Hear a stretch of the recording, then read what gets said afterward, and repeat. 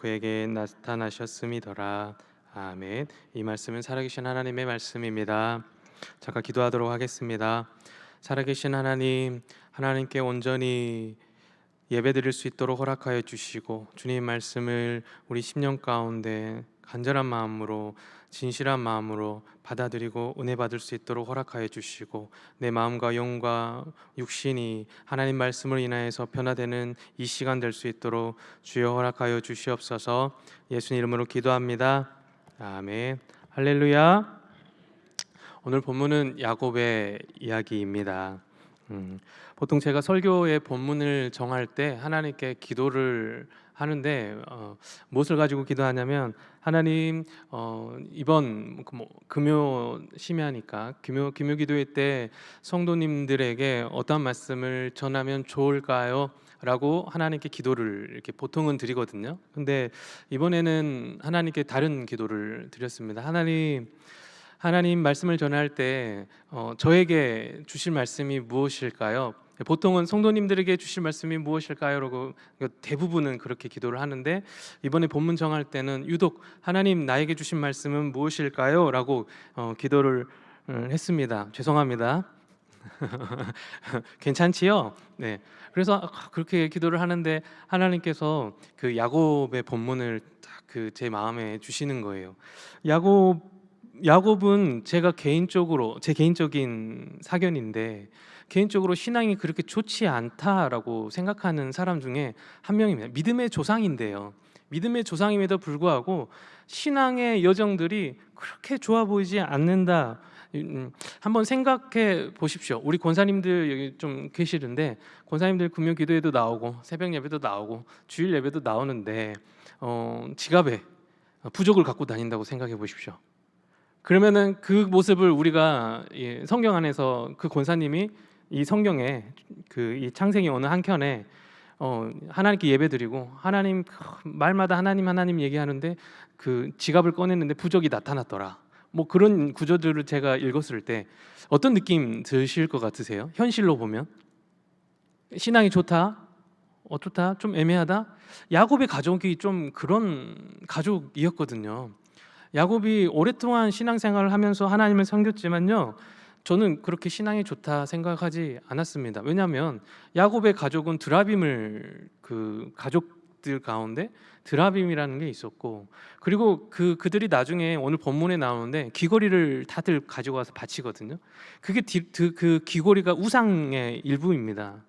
그러니 하나님을 섬긴다고 하는 그 야곱의 가족들이, 얼마나 많은 사람들이 하나님을 섬기지 못한 그 분위기와 영적인 기류 속에서 몇십 년 동안 야곱이 신앙이 좋을지는 몰라도 그 가정은 그런 하나님을 제대로 섬기지 못한 신앙에 살아가고 있었던 것 같습니다. 그래서 하나님께서 최세준 목사에게 야곱의 인생, 야곱의 일생에 대해서 느끼게 하셨는지도 몰라요.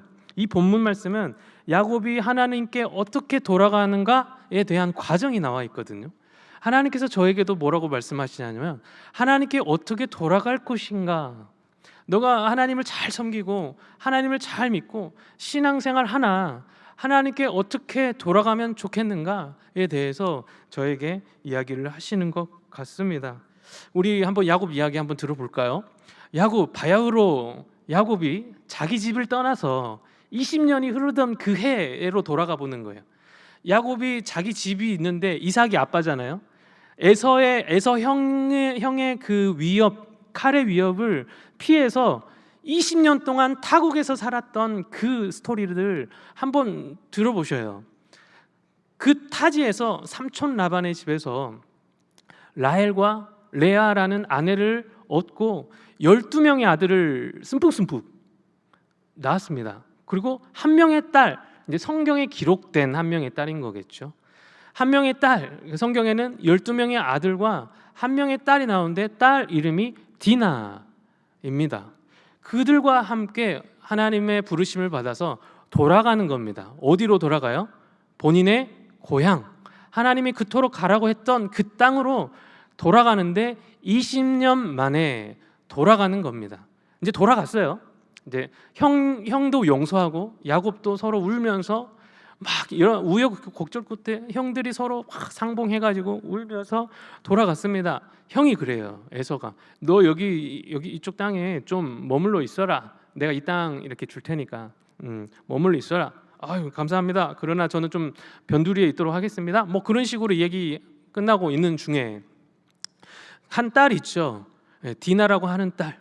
34장 이야기인데 그 딸이 여러분 12명의 아들과 1명의 딸, 그 야곱의 아빠 야곱의 고향 땅을 밟아봤을까요? 밟지 않았을까요? 예를 들어 요수에 제가 있다가 떠납니다. 요수의 고향이라고 할 때 떠납니다. 근데 저희 거기서 아들을 낳았어요. 광주에서. 그래서 그 광주에서 20년 동안 살았다가 돌아왔습니다. 그렇다면 저희 아들이 20년 동안 요수 땅을 밟아봤을까요? 안 밟아봤을까요? 모릅니다. 그래서 이 디나라는 딸이 이게 아버지의 고향인가? 너무너무 신기한 것들이 많네 하면서 소녀 했지 않았을까요? 지금 20살 이하예요. 20살 이하. 청소년이나 됐겠죠. 안 그래요? 20년 안에서 아기를 낳았으니까. 그 청소년인 그 디나가 좋다 하면서 막 가고 있는데 세겜이라는 추장이 한 부족의 추장이 너 탐나는구나 해서 갑자기 강간을 시도하게 되고 그 성공하게 된 겁니다. 강간 사건이 갑자기 일어나게 된 것이죠. 그게 34장의 이야기입니다. 충격적인 사건이 거기서 일어났어요. 아버지의 고향 땅에서. 그걸 보고 오빠들이 있었습니다. 레이와 시므온이라는 오빠죠. 친오빠입니다. 친오빠.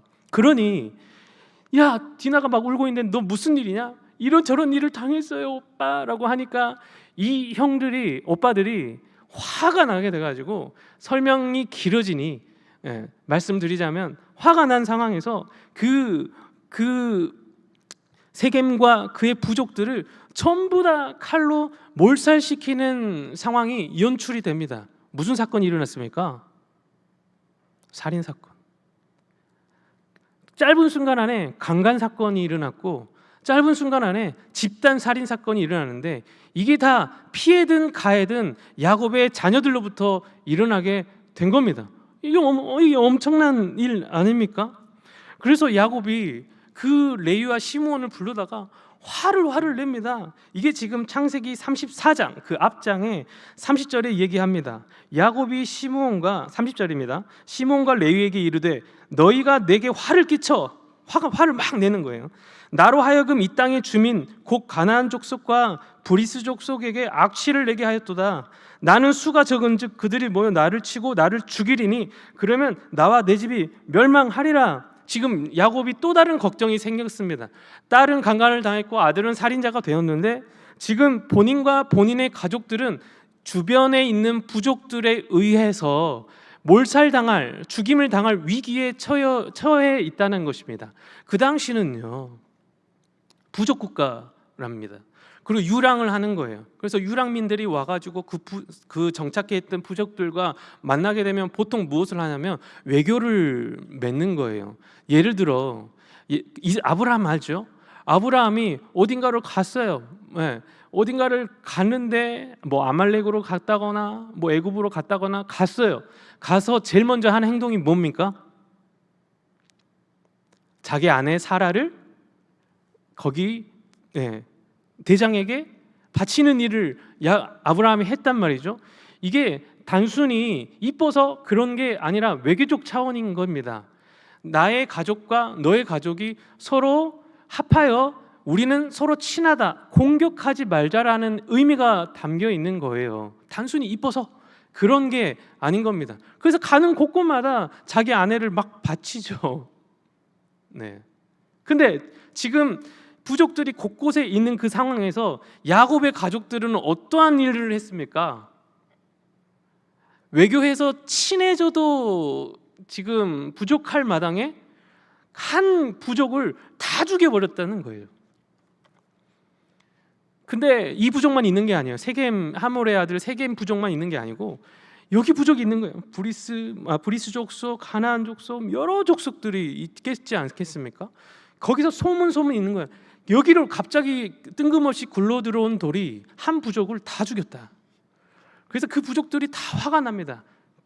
이 야곱의 가족들이 우리도 해할 수 있다. 우리 힘을 합쳐 이 야곱의 가족들을 죽이자. 그래서 야곱이 화를 낸 겁니다. 뭐라고요? 너희들의 행태가 지금 우리 가족을 죽게 하였구나. 누구한테 얘기해요? 아들 레이와 시므온에게. 근데 레이와 시므온이 뭐라고 대답하냐면요, 과간입니다. 혈기왕성해요. 막 대들어요. 31절, 34장 31절 다 같이 한번 읽어보겠습니다. 34장 31절입니다. 시작. 그들이 이르되 그가 우리 누이를 창녀같이 대우함이 옳으니까. 오히려 아빠에게 따지듯 얘기를 합니다. 이것을 우리가 참으란 말입니까? 라면서 따집니다. 맞아요, 틀려요? 그 감정이 이해가 돼야 이해가 되지 않아요? 이해가 돼요. 여러분이 만약 그 시대에 살았다, 여러분의 가족이 그런 일을 당했다, 그러면 여러분 어떻게 하시겠어요? 상상도 하기 싫은 상황 아니겠습니까? 정말 저도 성격이 어찌 보면 급한 성격이 있어서 와, 이거를 어떻게 하나 울분이 날 것 같아요. 근데 레위와 시므온이 아니나 다를까 아버지에게 화를 내는 장면, 어떻게 해야 될까? 우리 사람으로서 이러한 상황이 닥쳤을 때, 여러분의 인생 가운데 그러한 상황이 닥쳤을 때 어떻게 해야 될까? 저는 당해봐야 알 것 같아요. 해답을 찾지 못할 것 같습니다. 근데 야곱은 이때 무엇을 하였는가? 그때부터 고민을 하기 시작을 했습니다. 머릿속으로 막 생각나는 거예요. 맞다. 그때 20년 전에 하나님께서 찾아와 주셨거든요. 베델이라는 그 장소에서 하나님께서 찾아와 주셔가지고 야곱에게 이야기를 합니다. 너 지금 에서의 낯을 피해서 네가 도망을 가지만 언젠가 이곳으로 돌아올 것이다. 근데 야곱이 뜬금없이 서원 기도를 합니다. 3가지 기도를 합니다. 하나님, 정말 하나님이 나를 온전히 복 주셔서 다시 돌아오게 한다면 제가 3가지를 이행하겠습니다. 첫 번째, 그 하나님이 진짜 내 하나님이에요. 하나님 아직도 못 믿고 있는 거죠. 2번째, 11조 하겠습니다. 3번째, 그리고 내가 지금 이 돌베개 베고 잤던 이곳을 하나님께 교회로 생각하여 하나님께 제사를 드리도록 하겠습니다. 제단을 쌓아서 하나님께 예배드리겠습니다. 이 3가지를 뜬금없이 야곱이 약속하고 떠납니다. 그리고 나서 20년이 지나서 온전한 몸으로 복을 받아가지고 돌아오게 된 거예요. 야곱이 이 모든 상황들, 일련의 상황들, 갑자기 터졌던 이 상황들을 생각하면서 그 전엔 하나님과 베델에서 기억했던 그 서원 기도를 아마 떠올렸던 것 같습니다. 이게 하나님의 징계일까? 하나님의 메시지일까? 무엇인지 성경에 정확하게 나타나진 않았지만 어떤 영문인지 야곱은 그때 일을 기억을 하고 하나님께 그 가족들에게 이야기합니다. 얘들아, 베델로 가자. 그 베델이 어디예요? 돌베개 뱉던 그곳. 내가 20년 전에 하나님한테 약속했던 그곳. 내가 20년 전에 하나님께 예배 드리겠다. 하나님께서 온전히 저를 이곳에 데려오시면 하겠다. 그러나 와가지고는 제대로 하나님께 예배를 드린 적이 없잖아요. 야곱이 신앙이잖아요. 그게 지금 현재. 근데 그걸 깨달은 거예요. 얘들아, 가자라고. 근데 사실 야곱도 20년 전에는요, 레위와 시므온처럼 똑같은 실수를 하고 있었던 것 아신가요? 여러분 잘 아는 사건들 있었는데 자신의 위치를 망각한 채 형님의 장자권을 뺏으려 했습니다. 이거 옳습니까? 옳지 않습니까? 정말요? 축복권 아니에요? 주일학교 때 그렇게 배우지 않으세요? 장자권, 하늘의 장자권, 영적인 축복권을 혹시 사모했잖아요, 야곱이. 근데 옳지 않다, 맞습니다. 저는 옳지 않다 생각합니다. 근데 그게 맞는 것 같습니다. 왜냐? 물론 하나님께서 영적인 축복권, 그 장자의 축복권을 사모하는 것 하나님께서 높이 평가하시고 성경에도 그렇게 나와 있습니다. 에서가 그렇게 하지 못했던 거에 대해서 이야기를 하고요. 하지만 그 방법적인 면이 잘못됐다는 것이죠. 처음부터, 태어날 때부터 하나님께서 창세기 25장 23절에 보면요, 작은 자가 큰 자가 작은 자를 섬기리라. 야곱에게 내가 장자권을 주리라. 이미 태어날 때부터 예정했고 약속했습니다. 그렇다면 이 야곱은 그 말씀을 더더욱 믿고 기다려야 했던 거예요. 믿습니까? 더더욱 믿고 기다려야 했던 거예요. 하나님이 야곱에게 처음부터 태어날 때부터 약속을 했으면 믿고 기다려야 되는데, 하나님이 나한테 이런 장자권을 주셨다 했으니까 나는 틈만 나면 그 장자권을 노릴 거야 라고 하면서 형님의 그 장자권을 거짓말로, 어찌 보면 사기를 쳐서 장자권을 뺏으려 했고, 심지어 그 기도를 대신 받았지 않습니까? 여러분, 하나님의 약속, 하나님의 말씀을 우리가 이 세상에 살아가면서 구실 삼아서 세상을 난도질하면 안 됩니다. 우리가 생각하는 믿음이 이게 정당하다 생각하여 세상을 향해서 잘못된 방법으로 하나님 말씀을 시행해서는 안 된다라는 것입니다. 가장 기본이 있다라는 거예요. 우리가 하나님 말씀을 할 때, 예수님께서 십자가에 못 박혀 돌아가셨을 때 세상을 이기었노라 하셨습니다. 어떤 방법으로요? 자신을 희생하는 방법으로요. 막 불바다를 만들지 않았다는 것입니다. 난도질하지 않았습니다. 왕으로 기름 부음 받은 다윗이 있습니다. 왕이 아니라는 거예요. 다윗은 왕이 아니었어요. 근데 기름 부음 받았어요. 왕으로. 하나님의 약속이죠. 너는 왕이 될 거야. 너는 왕위로 예비된 자야. 근데 다윗은 사울을 어떻게 대했습니까? 사울을 왕으로 대했다는 거예요. 틈만 나면 그 자리를 내가 비집고 거기에 들어가야 되겠다 생각하지 않았습니다. 왜요? 하나님께서 약속하셨는데도요. 기다렸던 거예요.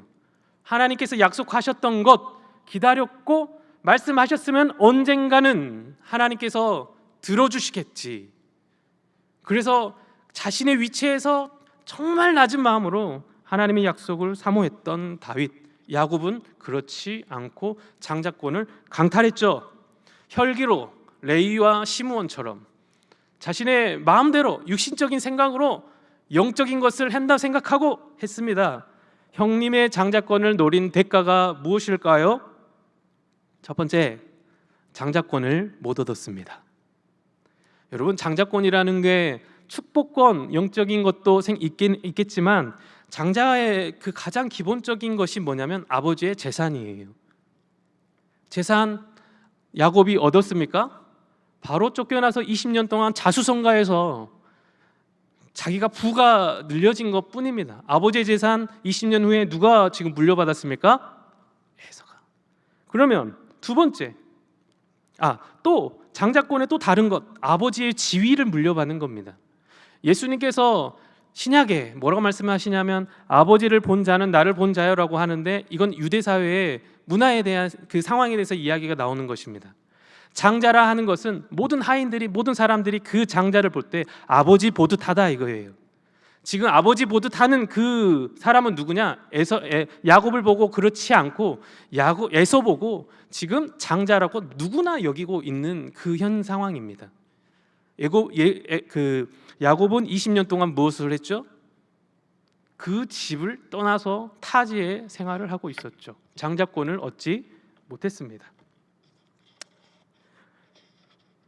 그리고 또한 그 결과 부모님과 생이별, 가족들과 생이별, 그리고 고향과 생이별을 했죠.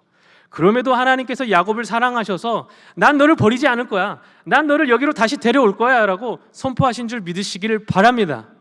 야곱의 스토리는 하나님이 그런 야곱의 인생 속에서도 개입하셔서 난 너를 끝까지 붙잡을 거야, 너가 돌아올 때까지, 너가 드라빔을 숨기고 귀걸이 우상을 할지라도 난 너를 끝까지 붙잡을 거야. 아들 레위 시므온의 행동의 결과가 무엇이냐면 전쟁. 야곱이 그렇게 선택한 결과는 가족들과 이별. 그러나 20년 후에 야곱은 이러한 저런 상황을 겪고 달라졌습니다. 할렐루야. 야곱이 선택을 이번에는 달리 했습니다. 전쟁을 선택하지 않았고 베델로 돌아갔다라는 것입니다. 우리 성경 한번 읽어보도록 하겠습니다. 35장 2절입니다. 시작. 야곱이 이에 자기 집안 사람과 자기와 함께한 모든 자에게 이르되 너희 중에 있는 이방 신상들을 버리고 자신을 정결하게 하고 너희들의 의복을 바꾸어 입으라. 지금까지 섬겼던 20년 동안 섬겼던 너희의 이 우상 이방 신상들을 다 가져와. 그리고 의복을 정결하게 갈아입어. 그래서 4절에 뭐라고 했냐면요, 4절 읽겠습니다. 시작. 그들이 자기 손에 있는 모든 이방 신상들과 자기 귀에 있는 귀고리들을 야곱에게 주는지라. 야곱이 그것들을 세겜 근처 상수리 나무 아래에 묻고. 야곱이 하는 대처법, 상황이 악화되고 이러한 상황에 하나님께 돌아가는 대처법, 자신이 지금까지 섬겼던, 자신의 가문이 섬겼던 모든 이방 신상 우상들, 그리고 귀고리, 그리고 내 몸을 정죄하고 의복을 갈아입고 이 모든 것을 상수리 나무 아래에 묻고 어디로 가는가? 하나님의 첫 약속 베델로 올라갑니다. 우리가 일어나 베델로 올라가자 할렐루야. 베델로 올라가자 할렐루야. 이때 베델로 올라갔어요? 안 올라갔어요? 그 귀골이랑 우상이랑 상수리 나무에 넣었을 때 올라가기 전입니다.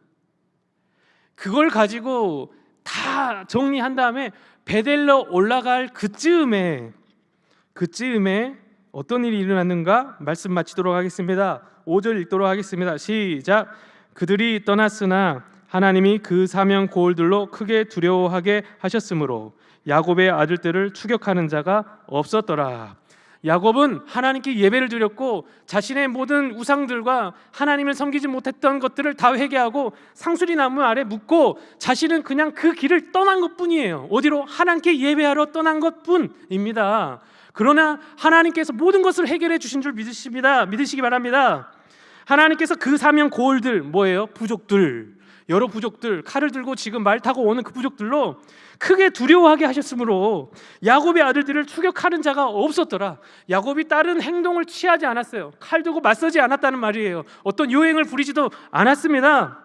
우리가 큰일이 생겼을 때, 어려움이 생겼을 때 우리가 해야 할 일이 무엇인가요? 여러분이 가지고 있는 그 귀고리, 실제 귀고리가 아니라 여러분이 지금 혹시나 모를 그 우상단지들, 여러분 우리 안에 있는 그 정결하지 못했던 것을 다 버리고 정결한 의복을 입고 하나님께 베델로 나아가는 여러분 되시기를 주님의 이름으로 축원합니다. 예수님처럼 우리가 요행을 바라고 그냥 이 세상을 난도질하는 것이 아니라 십자가로 희생을 지는 마음으로, 기다리는 마음으로 하나님의 약속을 기다리며 하나님께 온전히 무릎 꿇는 여러분 되시기를 주님의 이름으로 축원합니다. 잠깐 기도하도록 하겠습니다. 살아계신 하나님의 은혜가 우리에게 임할 수 있도록 허락하여 주시옵소서. 하나님께 돌아가게 하소서. 하나님께 돌아가게 하소서. 하나님께 돌아가게 하소서. 우리가 지금껏 하나님 잘 섬긴다고 믿음의 가문이라고, 야곱의 가문이라 우리가 생각했지만 실제로 나는 이방 신상을 섬겼었고 실제로 귀고리를 장착하고 있었으며 하나님 의복을 정죄하지 못한 채 베델로 가지 못한 나 자신을 하나님께 회개하기를 원하옵나니 이 시간에 기도할 때 하나님 응답하여 주시고 온전히 베델에서 하나님께 제사 드릴 수 있도록 주여 인도하여 주시옵소서.